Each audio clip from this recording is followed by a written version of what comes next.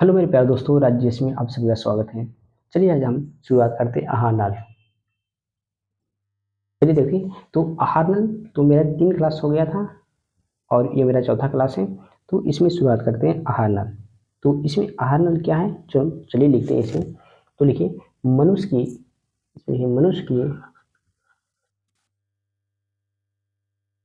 मनुष्य की आहार नाल लंबी, कुंडलित एवं पेशीय पेशीय संरचना होती है। ठीक है। तो जो आहार में होता है वो कैसा होता है, लंबा होता है, कुंडलित होता है और कैसा होता है, पेशित होता है। ठीक है, पेशित संरचना होती है आहार नल की। ठीक है, इसे आप आगे लिखिएगा कि इसकी लंबाई, देखिए इसकी लंबाई लगभग 8 से 10 मीटर होती है।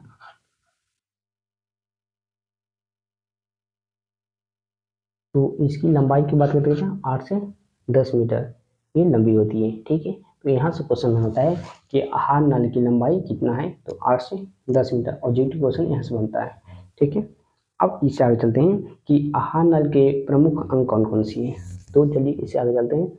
आहार नल के प्रमुख अंग, मेरा पॉइंट है आहार नल के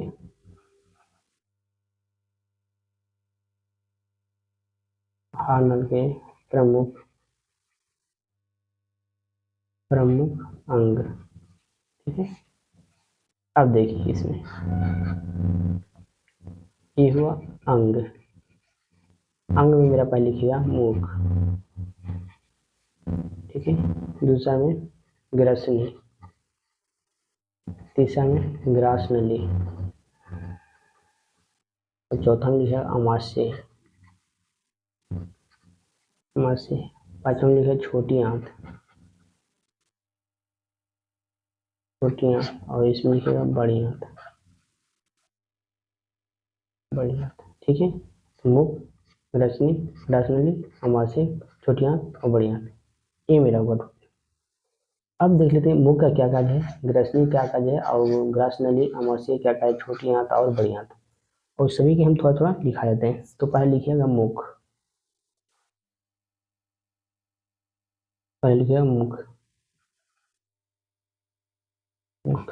मुख मिल के पहला इस तरह से लिखिएगा, ये दो होठों के बीच में रहता है, ये दो होठों के बीच स्थित रहता है। तो बात करते हैं जिससे, देखिए ये ऊपर वाला होठ है, नीचे वाला होठ है, इसके बीच में जो होता है ये होता है मुख होता है। ठीक, और जो अगला है कि यह, देखिएगा यह मुख गुहा में, देखिए मुख गुहा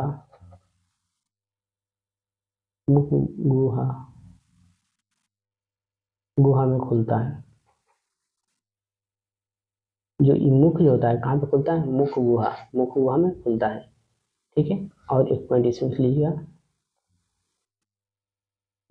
और लिखिएगा कि भोजन को हाथों द्वारा निवालने के रूप में मुख में रखा जाता है। इसका कार्य यही है कि जो भोजन होता है उसको, भोजन को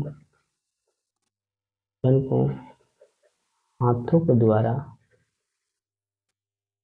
हाथों को निवाल के रूप में, निवाल जिसको बोलते हैं कोर मारना, निवाल के रूप में,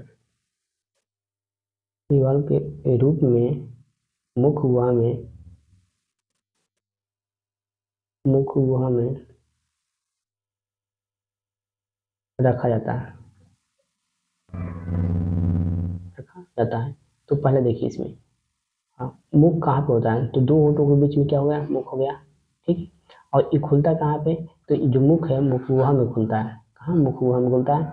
और जो मेरा अगला पॉइंट है कि भोजन को हाथों के द्वारा निवाल के रूप में इसमें मुख गुहा में रखा जाता है। ठीक, अब ये रहा, इससे आगे चलते हैं। तो ग्रसनी, अब मेरा दूसरा है ग्रसनी। ग्रसनी लिखिए, ग्रसनी। ठीक।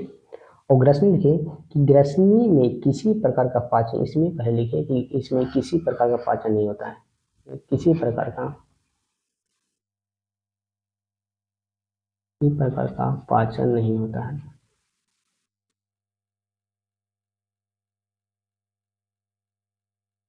इसमें किसी प्रकार का पाचन नहीं होता है। ठीक है। और मेरा अगला पॉइंट है, यह भोजन को ग्रसिका में भेजने का कार्य करता है। इसका कार्य क्या है तो लिखिएगा कार्य, क्या लिखिएगा, कार्य में यह भोजन को, यह भोजन को, यह क्या, यह भोजन को ग्रसिका में, ग्रसिका में भेजने के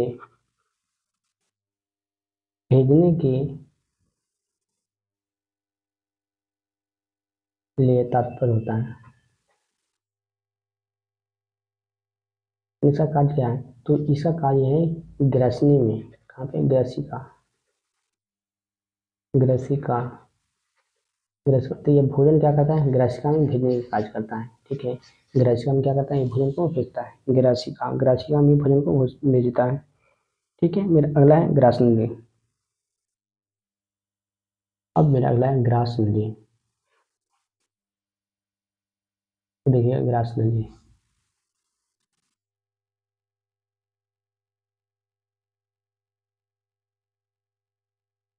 ग्रासनली, एक ग्रासनली क्या है तो ग्रासनली की, यह ग्रसनी को अमाशय से जोड़ने का कार्य करता है। इसका कार्य क्या है, इसका कार्य देखिए, कार्य, कार्य, कार्य इसका ग्रसनी को, ग्रसनी को अमाशय से, अमाशय से जोड़ कर रखता है, अमाशय से जोड़ने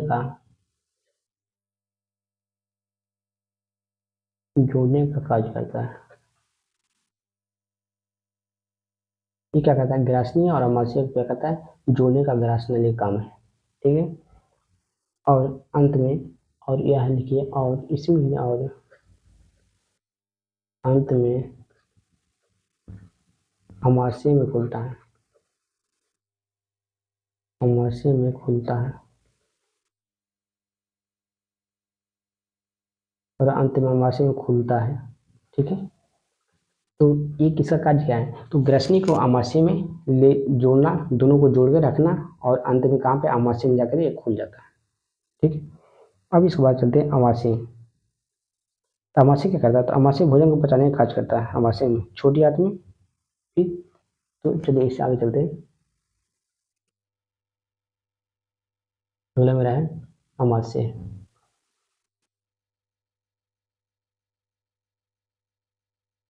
तो इसमें देखिए कि अमाशय भोजन को पचाने का कार्य करता है। इसका कार्य लिखिए, कार्य, ये भोजन को पचाने का कार्य करता है, भोजन को पचाने का कार्य, पचाने का कार्य करता है। ठीक है। अमाशय क्या करता है, भोजन को पचाने का कार्य करता है। ठीक। अब इससे आगे चलिए, अमाशय वाले बच्चों में मेरा बच्चा छोटी आंत, देखिए छोटी आंत, छोटा लिखिए कि इस भाग में भोजन का सर्वाधिक पाचन एवं अवशोषण होता है। इस भाग में लिखिए, इस भाग में, इस भाग में भोजन का सर्वाधिक, सर्वाधिक पाचन एवं अवशोषण,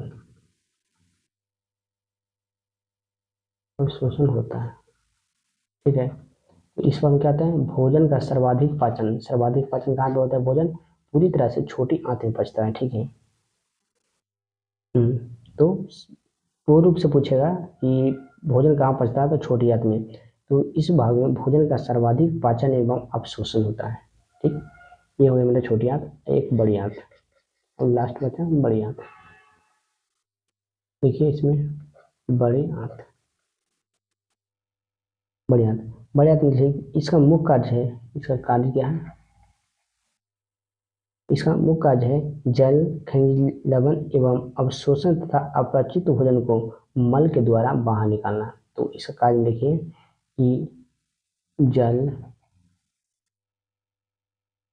खनिज लवण, खनिज लवण का अवशोषण तथा अपचित भोजन मल के द्वारा बाहर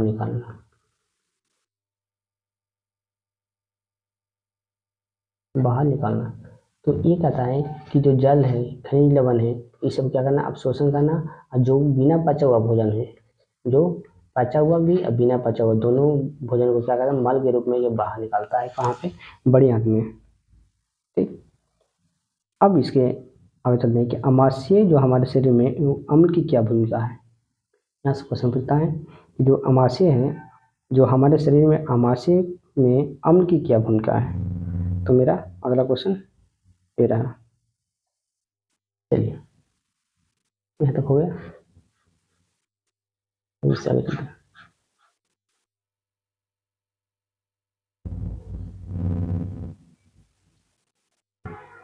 चलिए रहने देते हैं, अब अगला वीडियो देखते हैं कल। Okay, all the best.